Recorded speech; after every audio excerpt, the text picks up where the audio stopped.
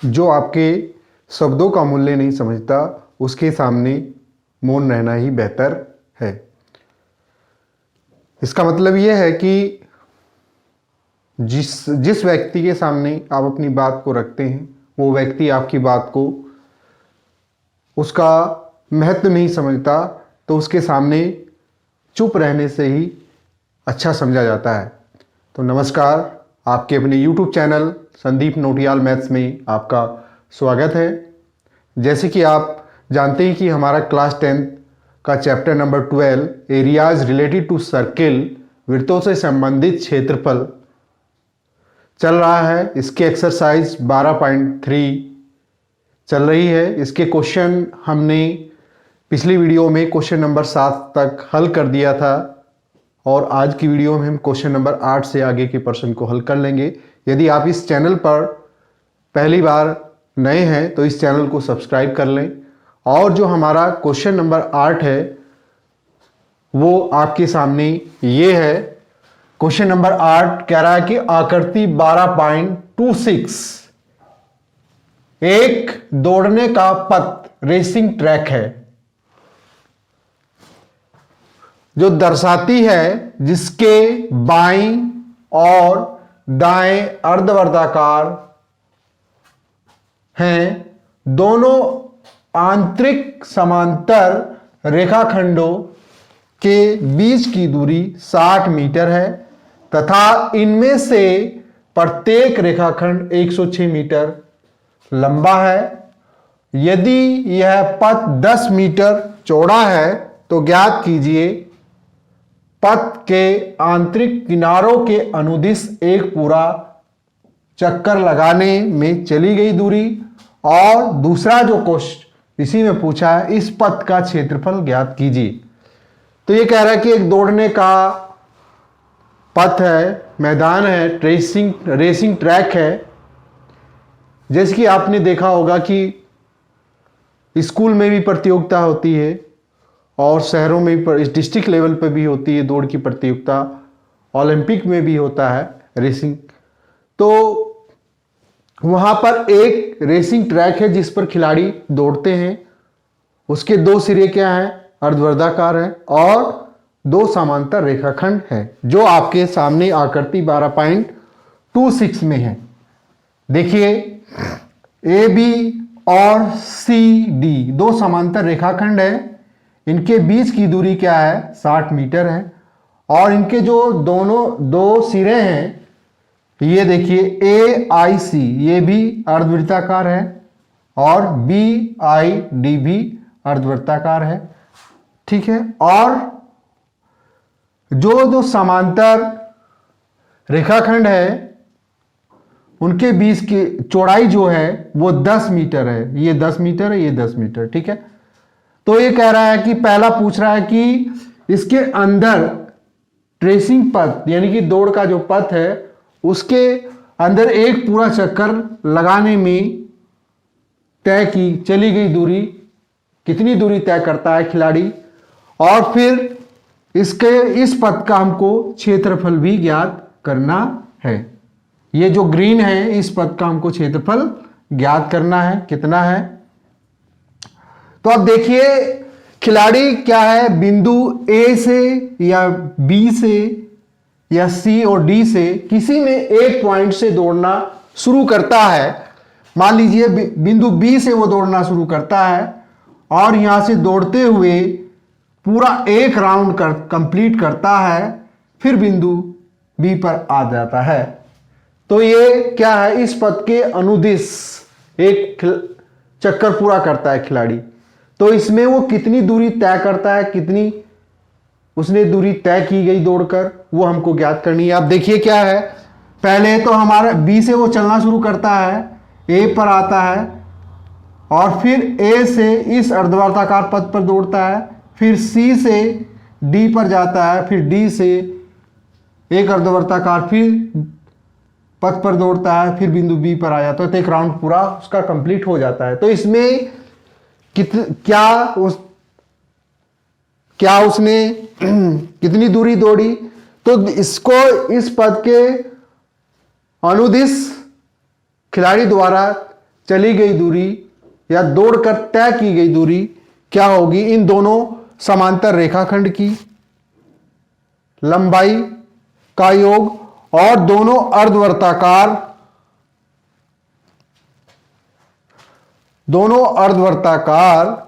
पद में तय चली गई दूरी या तय की गई दूरी, या ये कह सकते हैं चाप AIC की लंबाई और चाप DJB की लंबाई। तो आप देखिए कैसे करेंगे। पद के आंतरिक किनारों के अनुदिश एक पूरा चक्कर लगाने में चली गई दूरी। पहला आंसर, पथ के आंतरिक किनारों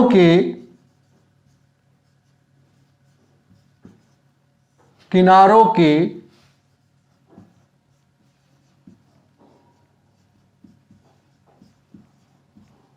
अनुदिश एक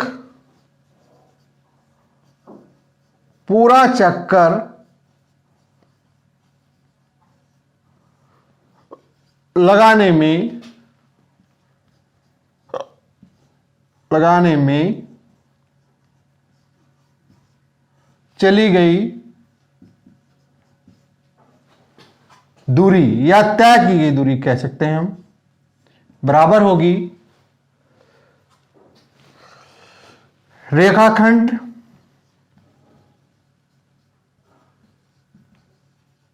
AB की लंबाई प्लस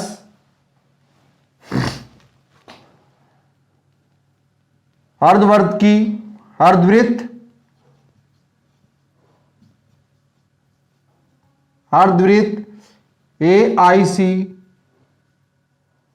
AIC की लंबाई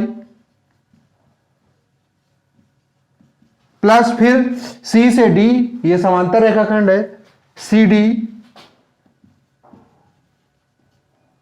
रेखाखंड CD की लंबाई और प्लस फिर अर्धवृत्त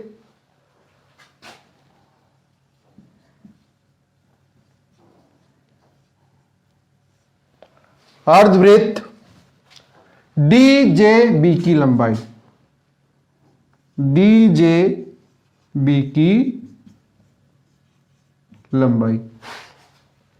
वो जो खिलाड़ी है बिंदु B से दौड़ना शुरू किया, फिर A पर आया तो ये रेखाखंड AB की लंबाई, फिर A से C पर जाता है तो अर्धवृत्त AIC की लंबाई, फिर C से D पर जाता है तो रेखाखंड CD की लंबाई, और फिर D से अर्धवर्ताकार पथ पे दौड़ते हुए फिर बिंदु B पर आ जाता है। इस तरह से वो एक पूरा चक्कर तय कर लेता है। तो हमने क्या किया, रेखाखंड AB की लंबाई प्लस इस अर्धवृत्त की लंबाई, अर्धवृत्त IC की लंबाई प्लस रेखाखंड CD की लंबाई और प्लस अर्धवृत्त DJB की लंबाई, इन सबको जोड़ दिया तो एक पूरा चक्कर वो कंप्लीट कर लेगा खिलाड़ी पद के अनुदिश। ठीक है, तो रेखाखंड AB की लंबाई कितनी है? 106 मीटर है प्लस अर्धवृत्त, आप जानते हैं पूरे वृत्त की परिधि अर्थात एक वृत्त का पूरा चक्कर लगाने में तय की गई दूरी कितनी होती है? 2 पाई r है, पूरी 2 पाई r हुई, और ये आधा अर्धवृत्त ये है, आधा अर्धवृत्त ये है, तो इसकी लंबाई कितनी होगी? पाई r इसकी, पाई r इसकी। तो आधे अर्धवृत्त की परिधि या आधे वृत्त में चली गई दूरी क्या होगी? पाई r होगी, पाई r प्लस रेखाखंड CD की लंबाई ये 106 मीटर, क्योंकि भाई AB की लंबाई जो होगी वही रेखाखंड CD की लंबाई होगी। क्योंकि ए बी और सी डी रेखाखंड क्या है, एक दूसरे के समांतर हैं। समांतर है तो बराबर है, तो उनकी लंबाई भी बराबर होगी 106 मीटर। और फिर अर्धवृत्त डीजीबी की लंबाई क्या अर्थ मतलब उसकी परिधि ये भी पाई आर होगी। अब देखिए अर्धवृत्त का हमको व्यास दिया हुआ है। इस अर्धवृत्त का जो व्यास है यानी कि दोनों समांतर रेखाखंडों के बीच की दूरी कितनी है, 60 मीटर है, ये भी 60 मीटर है। तो अर्थात ये क्या हुआ, अर्धवृत्त AIC का व्यास हो गया, ये मान लीजिए यहां पे इसका केंद्र था ओ, तो ये इसका AC क्या हो गई, इसका इस अर्धवृत्त का व्यास हो गई। इसी प्रकार से अर्धवृत्त DJB का भी व्यास क्या होगा, 60 मीटर ही होगा। अर्थात इसकी त्रिज्या कितनी हो जाएगी, 30 मीटर। यानी कि व्यास 60 है तो त्रिज्या व्यास की क्या होती है, आधी होती है। तो ये भी 30 होगा, ये भी 30 होगा। यानी कि ये 30 मीटर है तो ये भी 30 मीटर। तो ये इसकी OC क्या होगी, वृत्त की त्रिज्या हो गई। और ये भी 30 मीटर है और ये भी 30 मीटर है। तो इससे क्या हुआ, अर्धवृत्त की त्रिज्या कितनी हो गई, 30 मीटर हो गई। अब देखिए 106 मीटर ये, 106 मीटर ये, तो ये दोनों जुड़ जाएंगे तो 212 मीटर आ जाएगा। और पाई आर ये दोनों जुड़ जाएंगे तो ये 2 पाई आर हो जाएगा। यानी कि एक पूरा वृत्त हो जाएगा। आधा अर्धवृत्त ये, आधा अर्धवृत्त ये, दोनों को हम जोड़ देंगे तो कितना हो जाएगा, पूरा अर्धवृत्त, यानी कि पूरा वृत्त बन जाएगा। क्योंकि आधा अर्धवृत्त ये है, ये और आधा अर्धवृत्त ये पार्ट है, तो दोनों जुड़ जाएंगे तो कितनी पूरी दूरी तय कर लेगा, 2 पाई आर। और आर हमको पता चल गई कितनी है, 30 मीटर। लिख देते हैं अर्धवृत्त की त्रिज्या कितनी होगी, AC बटा 2, इसका व्यास AC है, इसका बटा 2, यानी कि 60 बटा 2 अर्थात कितना आ गया, 30 मीटर। त्रिज्या कितनी हो गई, 30 मीटर। ठीक है, तो ये आया 212 ये प्लस 2 पाई का मान कितना है, 22/7 और आर कितनी है आपके पास, 30 मीटर है। तो ये जुड़ जाएगा, इसको हम जोड़ेंगे तो 212 मीटर प्लस 22 दूनी 44 गुना 30 बटा 7, तो इसकी गुना करेंगे तो यहां पे देख लीजिए। और तो यह आएगा 212 मीटर प्लस इस पथ का क्षेत्रफल। इसमें आपको दो आकृति दी हुई है, दो समांतर रेखाखंड के बीच का जो क्षेत्रफल है उसको हमको निकालना है।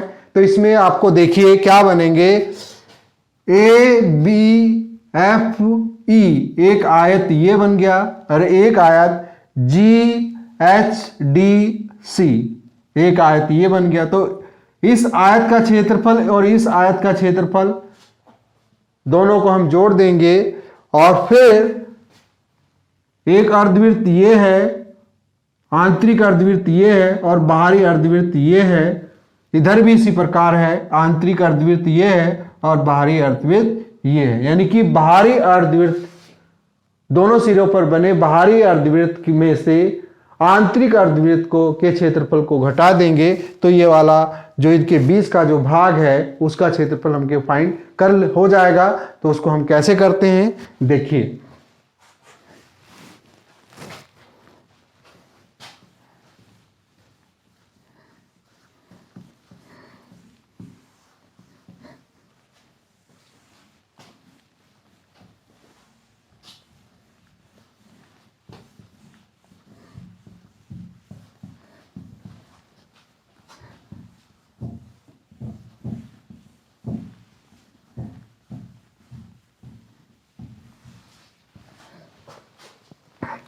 सेकंड जो है पथ का क्षेत्रफल, जो ट्रेसिंग है दौड़ का मैदान उसका क्षेत्रफल कितना है कैसे निकालना है। अब आपको देखिए एक समांतर रेखाखंड ये है, एक समांतर रेखाखंड ये है, और इनके बीच की जो चौड़ाई है वो कितनी है, 10 मीटर है। यानी कि सपोज दैट ये इस तरह से बना हुआ है, एक ये है ए बी सी नहीं एफ और ई, ठीक है। ये चौड़ाई कितनी है, 10 मीटर है, ये भी 10 मीटर, और एक 106 मीटर लंबाई है, 106 मीटर लंबाई है इस ऊपर वाले आयत की। तो इसी प्रकार से नीचे भी बना हुआ है,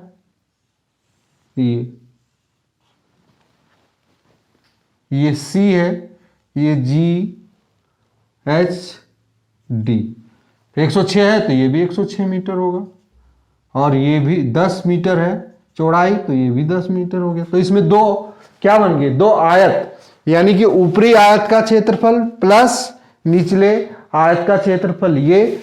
और देखिए मेरे पास जो आंतरिक अर्धवृत्त है ये, और ये बाहरी अर्धवृत्त है ये दोनों जुड़ जाएंगे, एक सिरे का इधर का और दूसरे सिरे का ये भी आंतरिक, ये पूरा हो जाएगा एक, और एक ये बन जाएगा। तो इसकी त्रिज्या कितनी है, इसका व्यास 60 है, और 10 मीटर चौड़ाई ये है और 10 मीटर ये है, तो जुड़ जाएगी। 60 में 10 इधर जुड़ेगा 70, और 10 इधर जुड़ेगा तो 80। तो जो बाहरी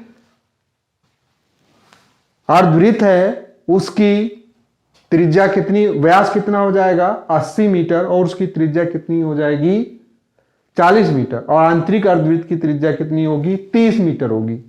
तो अब देखिए आधा अर्धवृत्त आंतरिक ये है, आधा इधर है, तो दोनों जुड़ जाएंगे तो पूरा वृत्त हो जाएगा। एक बाहरी अर्धवृत्त ये है और दूसरा बाहरी अर्धवृत्त इधर बना हुआ है, तो दोनों जुड़ जाएंगे तो ये पूरा वृत्त बन जाएगा। अर्थात हमारे पास एक वलय बन जाएगा इस तरह का, एक छोटे वृत्त के अंदर एक बड़ा वृत्त बन जाएगा, उसको हम रिंग कहते हैं या वलय भी कहते हैं। तो ये तो पथ का क्षेत्रफल बराबर क्या होगा, आयत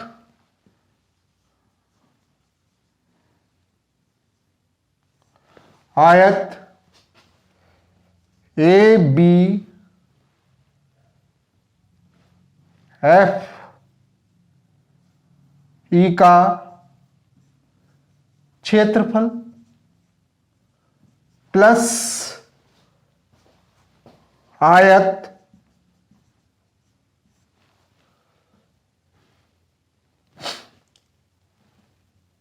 सी जी एस डी का क्षेत्रफल प्लस दोनों सिरों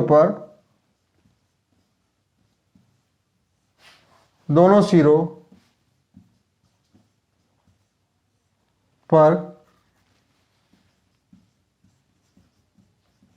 बने अर्धवृत्त का क्षेत्रफल। अर्थात आयत ए बी एफ का क्षेत्रफल, इसकी लंबाई कितनी है 106 मीटर है और चौड़ाई कितनी है 10, तो यानी कि 106 मीटर गुना 10 मीटर, और आयत इसकी भी यही होगा, लंबाई 106 मीटर और चौड़ाई कितनी 10 मीटर, प्लस दोनों सिरों पर बने अर्धवृत्त का क्षेत्रफल। का मतलब क्या हुआ, आधा अर्धवृत्त ये, आधा एक सिरे का ये, एक सिरे का ये, तो ये पूरा हो गया एक वृत्त। फिर इसी प्रकार से ये आंतरिक है, ये बाहरी अर्धवृत्त ये, और इधर वाले सिरे का एक किनारे के दूसरे सिरे का दोनों जुड़ जाएगा तो ये। इसके आंतरिक वाले की त्रिज्या व्यास कितना है 60, और 10 मीटर इधर है, एक किनारा एक 10 मीटर ये है, तो पूरा 60 में 10 जोड़ेंगे 70 और 10 जोड़ेंगे 80, तो इस बाहरी अर्धवृत्त का व्यास कितना हो जाएगा 80 मीटर। ठीक है, तो ये डायरेक्ट हम कह सकते हैं।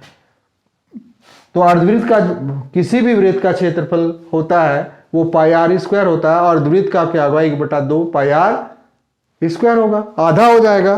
तो हम पूरे का ही निकाल देते हैं कि आधा अर्धवृत्त ये किनारे का, आधा अर्धवृत्त इधर का, बाहरी अर्धवृत्त इधर किनारे का और बाहरी अर्धवृत्त उधर किनारे का, दोनों जोड़ के पूरा अर्धवृत्त, पूरा वृत्त बन जाता है। तो उसका हम क्षेत्रफल क्या होगा, बाहरी वृत्त की त्रिज्या क्या है, R1 है और आंतरिक की क्या है, R1 है। तो अर्थात हम लिख सकते हैं बाहरी अर्धवृत्त, यहां पर बाहरी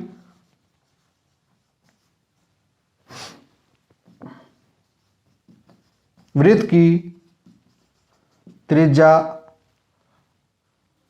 R1 बराबर कितनी होगी, 40 मीटर होगी और आंतरिक वृत्त की त्रिज्या R2 होगी बराबर 30 मीटर।